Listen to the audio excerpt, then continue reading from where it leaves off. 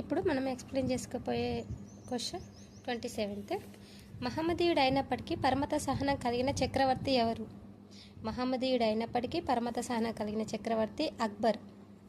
శ్రీకృష్ణదేవరాయల పరిపాలన కాలం 1909 నుండి 1929. తెలుగు భాష మాట్లాడే వారందరినీ ఒకటిగా చేసిన వారు ఎవరు? తెలుగు భాష మాట్లాడే వారందరినీ ఒకటిగా చేసింది కాకతీయులు. ఎవరిని ఎదిరించి శివాజీ మరాఠా సామ్రాజ్యాన్ని స్థాపించాడు? ఎవరిని ఎదిరించి శివాజీ మరాఠా సామ్రాజ్యాన్ని స్థాపించాడు? మొఘలులను ఎదిరించి శివాజీ మరాఠా సామ్రాజ్యాన్ని స్థాపించాడు. తుకారం అనే భక్తుడు వీరి కాలంలోని వాడు. భక్త తుకారం మరాఠా కాలంలోని వాడు. శివాజీ ఏ మతస్థుడు? హిందూ మతస్థుడు. సమర్థ రామదాసు శివాజీ యొక్క గురువు. ఎవరి కాలంలో వరంగల్ కోట 1000 స్తంభాల గుడి వంటివి నిర్మించబడ్డాయి? వరంగల్ కోట 1000 స్తంభాల గుడి కాకతీయ కాలంలో నిర్మించబడ్డాయి. అష్టదిగ్గజాలు ఎవరికి చెందును?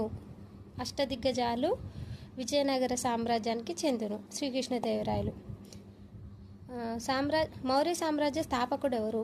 మౌర్య సామ్రాజ్య స్థాపకుడు చంద్రగుప్తుడు. గుప్త సామ్రాజ్య స్థాపకుడు శ్రీగుప్తుడు. మూసీ నదిపై ఆనకట్ట నిర్మించిన సంవత్సరం ఎప్పుడు? 1920. గుప్త వంశస్థుల గొప్పవాడు చంద్రగుప్త విక్రమాదిత్యుడు. నవరత్నాలు ఎవరికి ఆస్థానంలోని వారు? నవరత్నాలు విక్రమాదిత్యుని ఆస్థానంలో వారు. శ్రీకృష్ణదేవరాయల్లో అష్టదిగ్గజాలు, విక్రమాదిత్యుడి కాలంలో నవరత్నాలు. Thank you friends.